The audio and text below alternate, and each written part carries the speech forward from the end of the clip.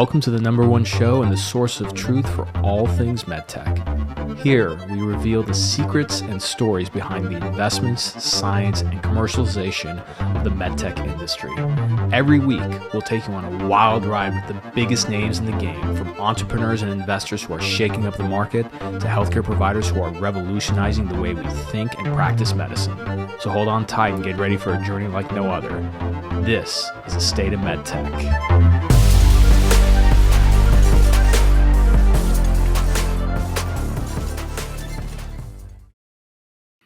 Hey everybody, welcome back to the show, and I have a very interesting update. I just came back from the AdvaMed MedTech Con or MedTech Conference. Really important organization that I think a lot of people in the industry don't know about unless you're, in the C-suite or higher up. So got some learnings from that, specifically from the Keynote, which in my opinion was pretty impressive that they pulled this together, and maybe arguably the most powerful people in our industry, which is Ashley McElvoy, who's the world chairman for Johnson & Johnson's MedTech division, Kevin Lobo, CEO of Stryker, and Jeff Martha, CEO of Medtronic. So, you might be able to say like about $500 billion worth of market cap representation all on one stage. So I'm going to get to that in a moment. Just as a reminder, just a big shout out to my sponsors. So #1 is for Clary. Clary is a revenue intelligence platform. If you own Salesforce and you're using it, we all had an idea about how Salesforce works. And then when you invest in it, you realize it's not the same way. You have reps who have issues uploading and keeping data clean. Marketing is always confused every quarter because data is all over the place. When you invest in Clary, you essentially invest in protecting and unlocking the value of your Salesforce CRM. And essentially what they do is they automate data entry getting into Salesforce, and then they use predictive analytics to give you predictable revenue. Right, so you can look at your pipeline and start predicting what's going to close within a quarter or two, even longer, and more importantly, guiding your sales team on terms of what activities they should be focused on. And one other shout outs for a sponsor, the tool that I really love is Alpha Sophia. So Alpha Sophia is essentially a database with surgeon procedural volume, prescribing behaviors, all those different things when it comes to targeting the right clinician, whether it's a surgeon, primary care physician, a nurse, et cetera, right? The problem with these databases is that they're usually very clunky, hard to use for a sales rep, and more importantly, extremely expensive. Well, the best part about Alpha Sophia is that they're designed for early adopters, meaning that if you have a product launch coming up, or maybe you're a startup and you're trying to find the right adopters for your technology, this is the platform for you. It only costs $300 a month, which is amazing. And just for the people on this audience, you can use their platform and get 3 free searches, meaning that whether it's a territory or surgeon, they're going to give you 3 free reports as a compliment to being part of the program. So just go to alphasophia.com/Omar. That's ALPHASOPHIA.com/Omar to learn more. Now, let's get into what we came out of AdvaMed with. So first of all, I want to explain what is AdvaMed. AdvaMed stands for Advanced Medical Technology Association. And essentially, it's a leading trade association in the United States representing the manufacturers of medical devices, diagnostic products, and digital health technology. Okay. Their membership includes medtech companies ranging from the largest, like the Strykers, Medtronics of the world, and J&Js, to the smallest medtech innovators and companies. So they had a MedTech innovator there and a lot of startups pitching and sharing. And collectively, they produce about 90% of healthcare technology purchased annually in the United States and more than 40% purchased annually around the world. So they represent a large part of the industry. What does AdvaMed do? 5 specific things: advocacy, policy development, promotion of ethical standards, education and networking, and research and data. So I've been very familiar with them, but I just never attended a show. And they're, they had their annual MedTech Con here in Southern California. I decided to take a day to attend. I wish I could attend the whole thing personally, but I did a bad job scheduling my week. And so I was only able to attend that one day, which was a great day. A lot of really good programs, so just looking at the program in general. And again, I want to talk about it first before we get into the keynote takeaways. There's some really interesting takeaways in some areas that, I want to sort of maybe not critique, but kind of dive into a little bit. But in terms of the program, they had a lot of great sessions on quality, regulatory pathways. They did one session where they had some people from private equity and the legal side to talk about the valuation of medtech companies. I'll get into that in a moment.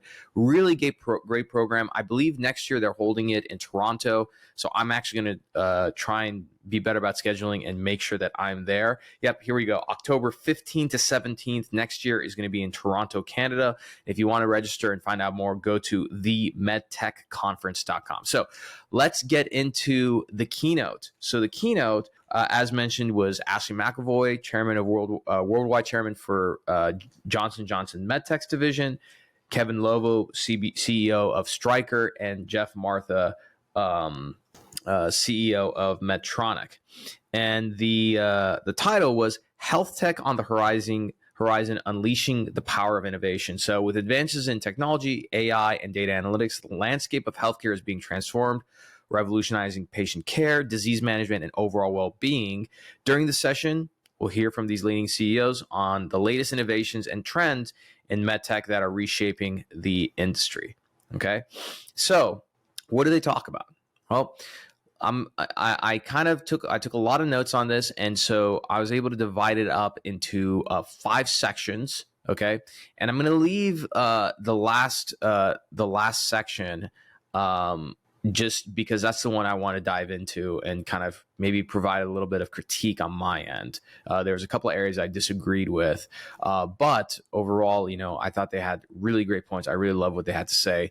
And actually, I want to walk that back just a tiny bit. It's not that I disagree with. I think that there's more to a certain conclusion that they made on something, and I'll get to that in a moment. So first part, they provided a really nice global perspective on supply chain challenges. So global supply chain really needs to be rethought. And actually, let me put it this way. We'll call this more market dynamics and business strategy. So first of all, when we look at the emerging market growth in China was once, this consistent growth factor, and now it represents like a lot of volatility due to the geopolitics and a lot of policy shifts, And so Ashley McAvoy, I really did a great job talking about this along with Martha and, Kevin Lobo. I don't remember who said what. They all covered this topic, but essentially their thing is that China is a main player, but we do have to come up with strategies to revise in the upcoming decade, including what can be manufactured there. Right? When you look at manufacturing, there's different types of devices, and so one of the things that they discussed is deciding like what do you make sure that you manufacture onshore in China for distribution there. For J&J, they've had a really big presence in the global market. Stryker, per Kevin Lobo, said that they're really started to make a push in that, and there's a lot of opportunities for growth. But with China being a main player, and of course China having very specific laws and policy in terms of how they want you to do business in China, right? Those kind of strategies have to be thought about in terms of like what do you decide to sell and produce and manufacture in China versus other places. Next area, on the market dynamics and business strategies, supply chain challenges. So global supply chain needs to be rethought based on resilience, of course, wage rates and geopolitics. They mentioned that the current geopolitical issues happening, with the Ukraine-Russia conflict. Of course, now we have Israel and Palestine. So how does that, what are the implications behind that? Ashley McAvoy made a really good point about the idea that you have to set up really specific systems in terms of how you have secondary and tertiary sourcing for supply chain and manufacturers, and also to understand that, as we learned from COVID, when things go wrong, like you have to have something set up for like a backup plan to the backup plan. Okay. Next was growth in emerging markets. So despite the challenges, there's a lot of potential exists in these emerging markets. Kevin Lobo specifically touched on it because, at least per his from what he said, J&J is about like 5 to 10 years ahead of Stryker in terms of their presence in the global markets. There's a lot of opportunities there. And so he felt there's a lot of opportunities that exist when it comes to establishing these technology and innovation centers. So one thing that, again, Medtronic and J&J are a little bit ahead on, compared to Stryker, but Stryker is catching up, is setting up these technology and innovation centers. Like I think Stryker set one up in Australia and somewhere else, I think in Europe. And the idea is that, it's very difficult to manage things from a central source these days, considering how interconnected the world is. And so the idea is that you start having these hubs when it comes to innovation, manufacturing, so on and so forth, in these different countries, right? And again, I think the idea behind this is actually more of a network effects approach in terms of having this sort of larger web of support and these hubs across the world. So that way it's not just all coming out of like HQ, whatever it might be. So in Stryker's case, like Kalamazoo. Okay. On the future of medtech, they felt that the future holds a lot of promise for more connected ecosystems. And that was kind of a theme here when it comes to the manufacturing and supply chain. Transformative AI and digital innovations were discussed, and then also unique medtech value propositions. And again, the biggest thing about this is that big tech, Amazon, Google, Microsoft, they're all moving into the industry. And so that's going to be a forcing function for getting medtech to be a little bit more creative and thinking about how we can develop better and more innovative ways of solving problems. One of those things is like supply chain. If you look at companies like Tesla and Apple, I mean, they have massive strategies. I mean, these are huge supply chains that they deal with. And so for Med to kind of learn, like, how does Apple, manage a supply chain strategy with all their different vendors and everything, is something that we can learn a lot from. Next thing, innovation on medtech. So there's three specific areas. One is the shift in innovation. They've all felt that there's a move from the feature and benefit to more or less the value provided. Digital transformation, software and data played a very pivotal role in the innovation process. But again, like, an example of what they kind of covered on this is like robotics, right? When we think about robotics, we just think of like an arm, but that robot is connected to a lot of digital ecosystem around it, from the navigation to the software and so forth. And so thinking about how those things all have their place in the hospital system, and something that I'll mention is that these hospital systems, maybe 10 years ago that you could do this where you sold a high-end piece of capital equipment, but then you had exclusive rights to the implants, right? Because the only way you can use that piece of capital equipment is using implants. Hospitals don't want to get locked in anymore. And so finding these ways to have a little bit more open platforms is going to be a big area of innovation. Rise of new technology. So aside from AI, which probably was a big buzzword for this entire meeting, other areas like 3D printing and robotics are really defining the new medtech area. And a lot of these companies are having to push themselves to digitize. That's why, in my opinion, there's medical device, but more med device companies are trying to transform themselves into med tech company, where essentially they're having a digital component. And then finally, when it comes to the innovation side, regulatory dynamics. So collaboration between medtech companies and the FDA has become more positive in their opinion. The focus is now more on post-market surveillance and the use of real-world evidence when it comes to driving those regulatory decisions. One thing that I did notice is that, as many of you know, Europe once used to be like sort of a great hotbed for new medical device to sort of launch. Because of their regulatory standards, a lot of companies are rethinking, do we in fact, take our commercialization process first to Europe and then the United States, which used to be what a lot of companies did. Nowadays, considering how difficult it is to go through Europe, a lot of companies, might start considering other markets, including just saying, hey, let's just start first in the United States, which will be really interesting to see. If you don't follow him already, Karndeep Singhwal, who is my quality and regulatory expert, he's got great content on that. He's been covering this quite a lot. I should have him back on the show. And then finally, trends in ambulatory surgery centers. So, they covered how the one thing that came out of COVID is this idea of personalized medicine, and more importantly, that people don't want to go to a massive hospital to get treated. It's really nice to be able to drive into a small ambulatory surgery center or something in a strip mall, park your car, get off, walk in, walk out, and be done in the same day.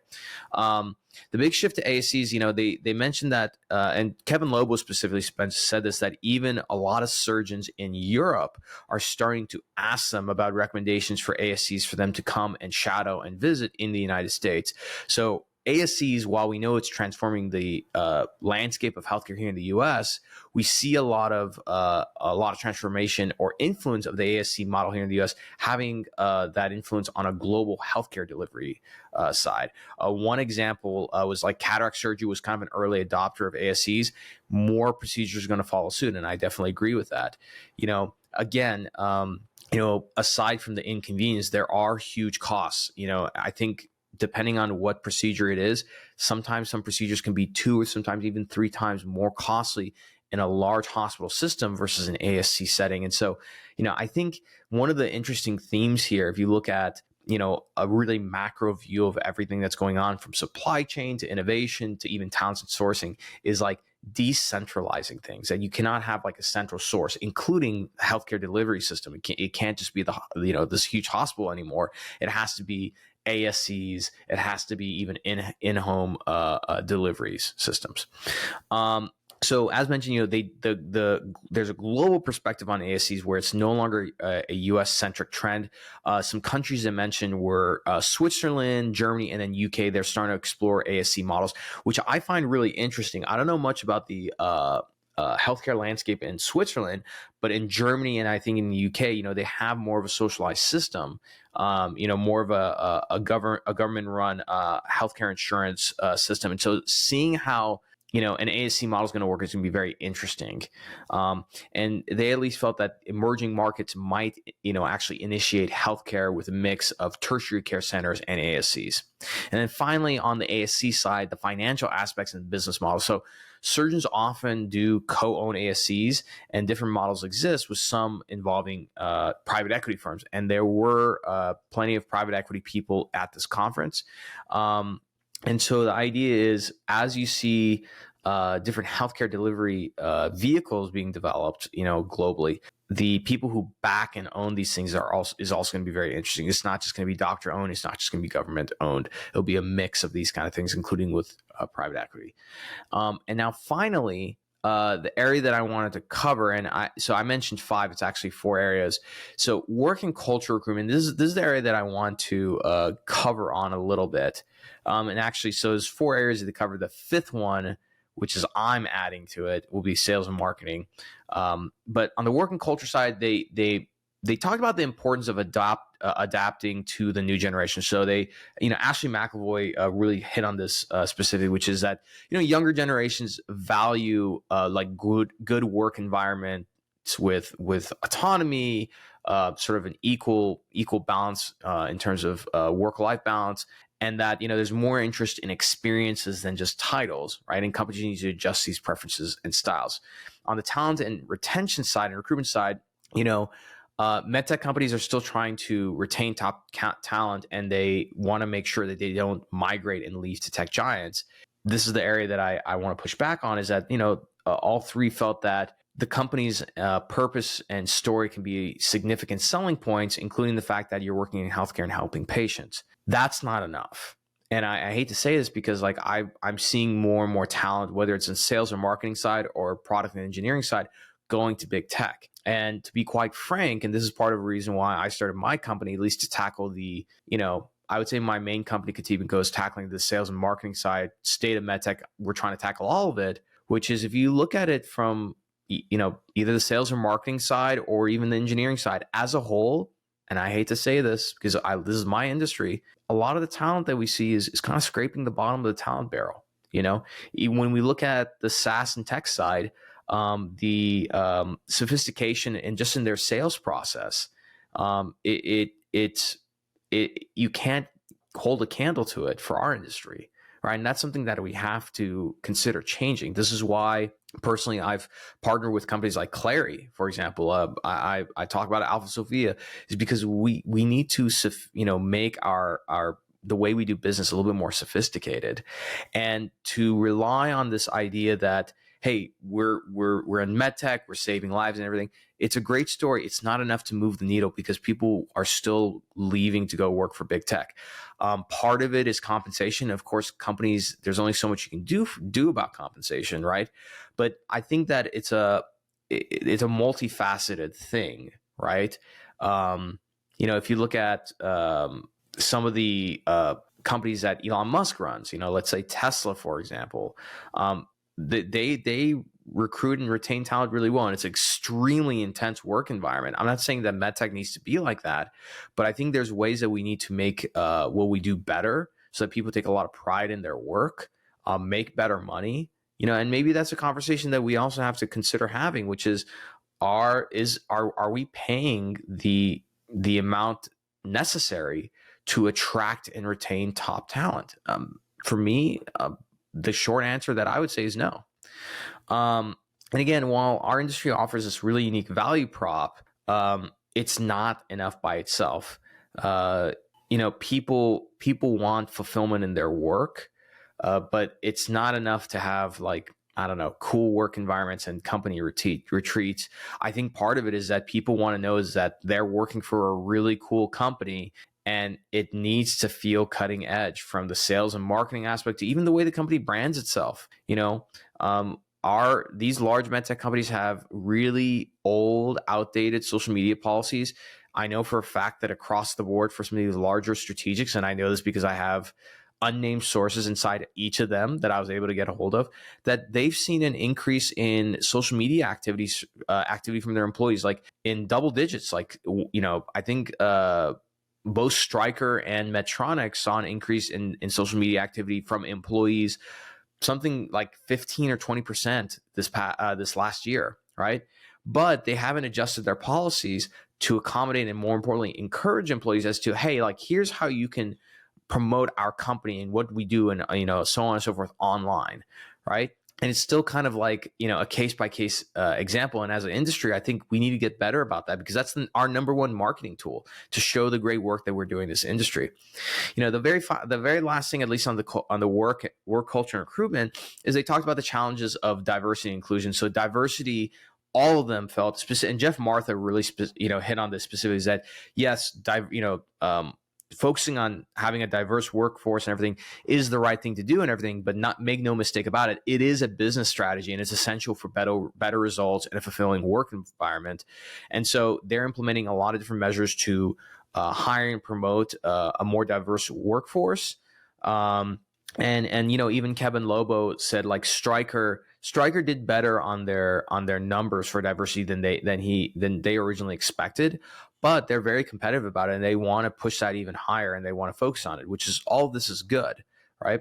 That being said, my biggest thing is, I think I think everything we're doing as an industry is correct. But for me, I like to look at a root cause. I like to do root cause analysis, because I think with all of these different topics I just covered, you can do some analysis and say, okay, what's the number one what's the big domino here? What's the one thing that if we take care of, all of these other things will take care of themselves? And again, I'm going to review the 4 areas that we talked about: work culture and recruitment, innovation in medtech, market dynamics and business strategy, and then finally, trends in ambulatory surgery centers, which maybe you can put under market dynamics. Okay. If we solve the problem of hiring and retaining top talent, okay, we will solve this problem.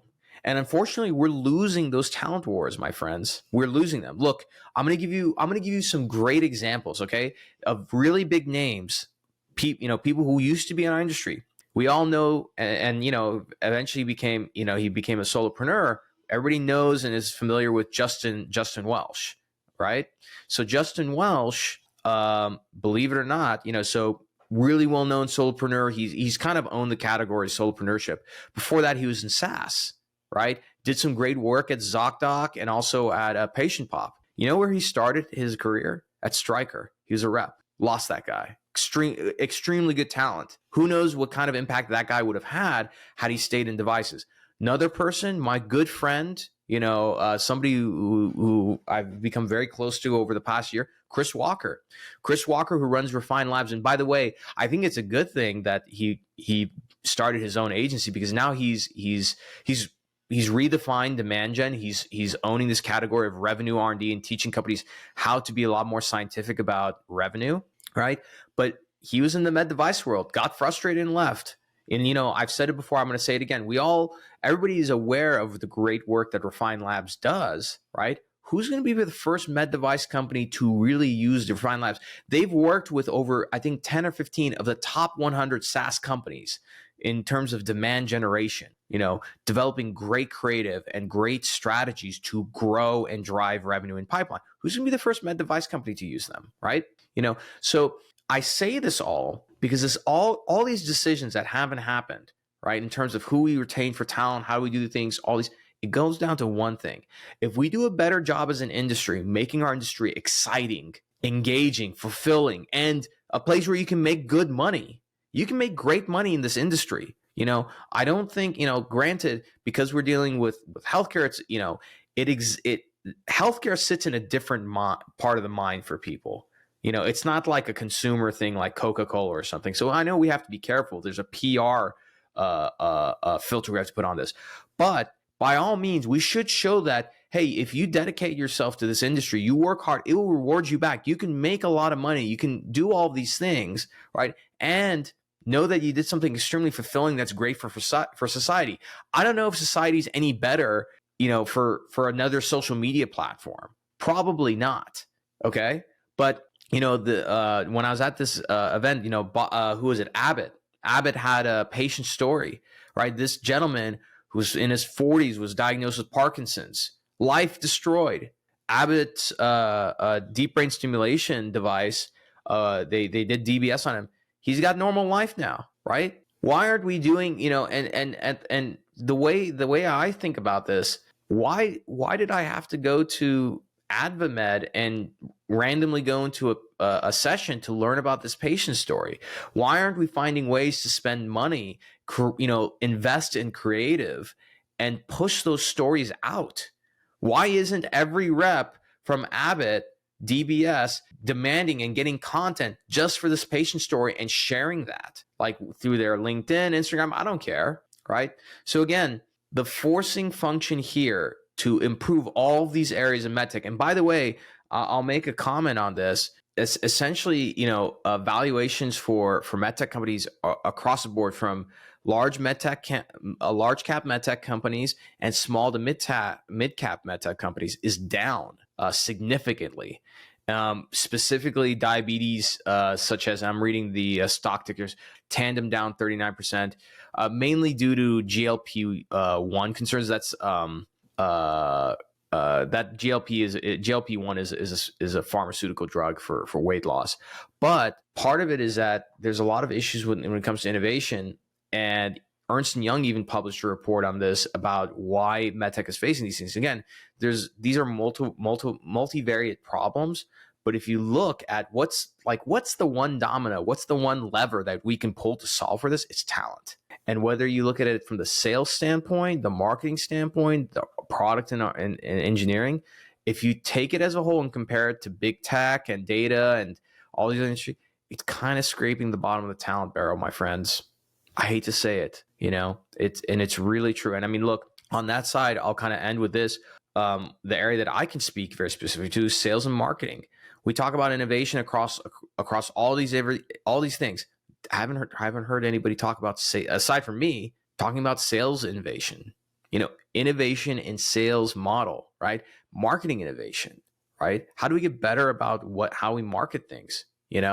I joke about it all the time, but it's kind of true that most marketers in our industry are just product managers who a couple times a year do marketing as a hobby when they go to a conference, So we need to do a better job of attracting and retaining talent. I think that starts with making our companies more dynamic and an exciting place to work. The diversity and inclusion thing is being taken care of, in my opinion. There's that'll take care of itself. We're a lot of companies are putting a lot of effort and emphasis on that. But you want to know, even the diversity and inclusion thing, how you attract a diverse workforce?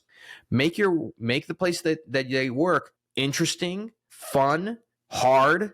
People want to feel fulfilled from their work, and also pay well. We're going to have that conversation. Like, if we want to compete with big tech and not lose people, granted, you don't have to pay people $500,000 a year like Google, but we're going to have to figure out, like, hey, we're going to have to narrow that gap more, right? At the end of the day, we can't keep relying on this story of like, oh, what we do is very noble because we deal with patient lives. Yeah, it's true. But at the end of the day, money talks, my friends. Money talks. So my big, again, it was a great keynote. I loved everything that they spoke about. My big thing here, though, is that if we now analyze the talks and the state of our industry, state of medtech, we got to solve the talent problem. I started this podcast for many reasons. One of them is I want to make medtech great again, And I think by making this place, like our industry, cool and exciting and cutting edge.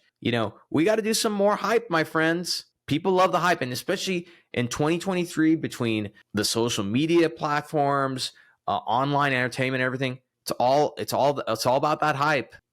So we gotta, as I always tell you, if we want to persuade people, you got to first get their attention. Our industry sucks at getting attention. We need to do a better job of getting attention. That doesn't need to be outlandish stuff, but we need to promote what we do. We need to do some exciting things. And speaking of which, just to kind of wrap up, the way I'm going to contribute to this is I'm going to do some things that are pretty wild. So you guys are seeing that by the time this episode has aired, I did a live stream on the state of stroke with Dr. Mohammed Taleb, and go check the State of MedTech's LinkedIn page. You know what we're doing also this month? We'll be doing some live streams with some orthopedic surgeons. We're going to talk about total knee, right? And they're going to talk about which products they love to use, which ones they don't like to use. We're going to do some wild stuff, okay? And so for me, I'm constantly trying to innovate on my end in terms of the content and the quality content that I have. Companies need to find a way to innovate around the way they attract and, more importantly, retain employees. SaaS concept here, okay? When you look at a software product, everybody focuses on acquisition of customers. The real key is focusing on retention and customer success, because you can attract a bunch of people, and I think our industry does that. We do a good job of attracting people, probably out of college or right away. But you know what? Maybe we can do a lot better focusing on the success, employee success, and reducing employee churn, because when they churn over to another industry. We lose them for good. Almost happened to me. I left the industry. I went into SaaS, but I personally was just, I had something deep within me. My intuition just told me I had to come back to the industry. And this is kind of my focus of my life's work now. Right. So those are my takeaways from AdvaMed. Again, if you're interested in checking it out, make sure that you go to, let me pull up the website here, themedtechconference.com, October 15 and 17, 2024. They're going to be in Toronto. And by the way, shout out to Scott Whitaker. He did a fantastic, Scott Whitaker is the CEO of AdvaMed. They did a fantastic job. The entertainment, they had it at the House of Blues with a really cool band, sponsored by Hologic. Shout out to Hologic for sponsoring this. Fitz and the Tantrums. So a really, really well-known band. Scott, whatever it takes for Toronto, get Drake. That should be the entertainment. All right, everybody. With that being said, I hope you enjoyed this episode.